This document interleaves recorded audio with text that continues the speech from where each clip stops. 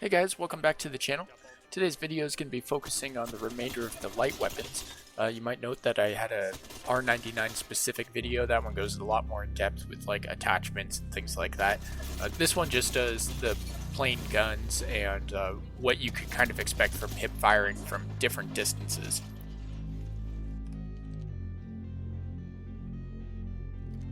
So starting out with the 301, you can see that, you know, if you're ADS, so max capabilities here, you should be able to do at least 100 damage, just depending on recoil management. You know, there was a 170, so I think I hit like every shot on that one. But once you switch over to hip fire, it changes drastically, right? No big surprise there. You get about 50 damage, and as you may have seen in some of my other videos, some of the heavy videos, that's pretty standard out at that distance. It's about 50.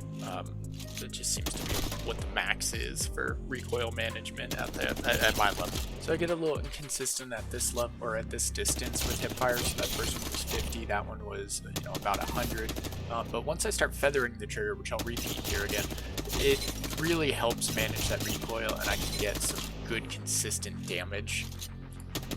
Get into a bit of a transition here, moving forward. Feathering works just fine, but so does a straight stream of fire. In terms of damage, either way, you're going to be looking at somewhere around that 100 mark. I mean, it's always tempting to ADS with the 301 because it is such a flat shooter, but you can see hip firing, you can get your 150 damage pretty easily at the top of the ramp here. If you got concealment or cover, sure, you can do that, but play around with some movement, see which is better. He didn't respond fast enough, so he deserves a grenade, I think. Maybe I'll use that for the thumbnail. Anyway, the hip firing is perfectly accurate at these distances. There's no reason that you have to ADS at that point.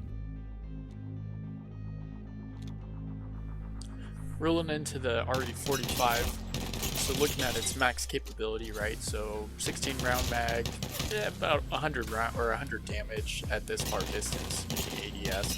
I'm feathering the trigger from back here just because it's not inherently a very recoil friendly gun, and that hip fire is pretty much terrible from out here.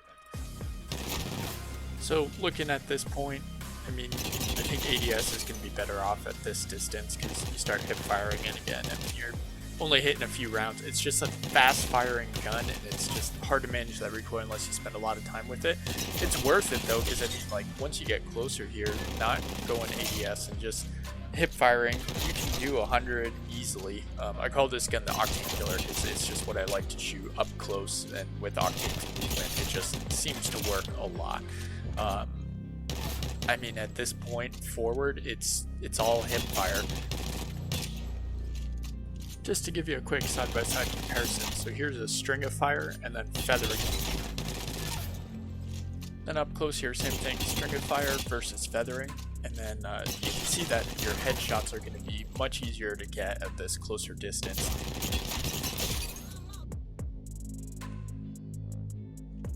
So jumping into the Alternator here, pretty interesting weapon. I think it's pretty useful for the most part. So at distance here, especially ADS, I mean, it's actually pretty accurate, right? I mean, you can 19 round mag, you can pretty much down a person from here, of course, all static and everything, right? Hip firing, it's not too bad either. Remember, we talk a lot about like only getting 50 damage with a lot of guns. That just put down about 75 to 130 kind of thing. One thing that I'm doing here is that little feathering, which I don't like doing as much with the Alternator. It just feels chunky, it's weird, it doesn't flow well, but it does do the damage. So that's something you're gonna have to figure out if you like or not on your own. At this distance, I start getting rid of that feathering and just hold down the trigger. Pretty confident in the amount of damage I can do, especially while moving and all that sort of thing. Moving up just a little bit closer. ADS here, yes. Point proven ADS is better. Doing hip fire from this distance, it's just as lethal and deadly. It really seems like the top of the ramp here seems to be kind of the golden zone for switching to hip fire, and then even closer at the bottom of the ramp, also very easy. Even moving ADS, this gun, you don't really slow down that much. I don't know if there's any science to that, but it just seems like it. The P2020. Definitely one of my favorite guns in the arenas because, I mean, it is just so accurate. You can shoot across the arenas, you know, with a little 1 or 2x on there and be really accurate. And it's crazy that it's just such a little basic gun, but it can really put a hurting on people. Hip firing, right? So we just saw slow hip fire, and you can still make your shots just hip firing. From that speeded up, you know, increased tempo of hip fire, not really as easy. Slow it down just a little bit, and you can make a lot of your hits. I mean, like, just down to person. Remember, from back here, hip firing, like assault rifles, because of the recoil, we're talking like 50 to 70 damage kind of thing, right? And then here, with a little itty bitty gun, you can, you know, knock a shield for sure, if not knock a person entirely, depending on what mag you have. Of course, ADS is just super accurate, like I said. Just insane how good it is. Yeah, so back here, no real worries about hip fire. Scooting forward, it only gets a little bit better. I mean, the hip fire is nice and easy. Yeah, you're going to miss some of your shots, but the capability of the gun is there to easily down a person with a 14-round mag. It's pretty crazy. So, scooting forward from this point too, I mean, we just get to increase the tempo.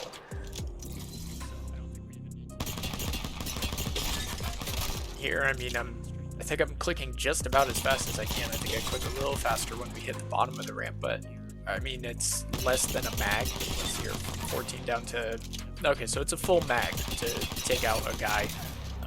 And that's, you know, depending on headshots and all that. But I mean, this gun is just such a winner in my book. I use it all the time. I'd encourage you to pick it up some more if you don't use it. Even moving, it's a joy.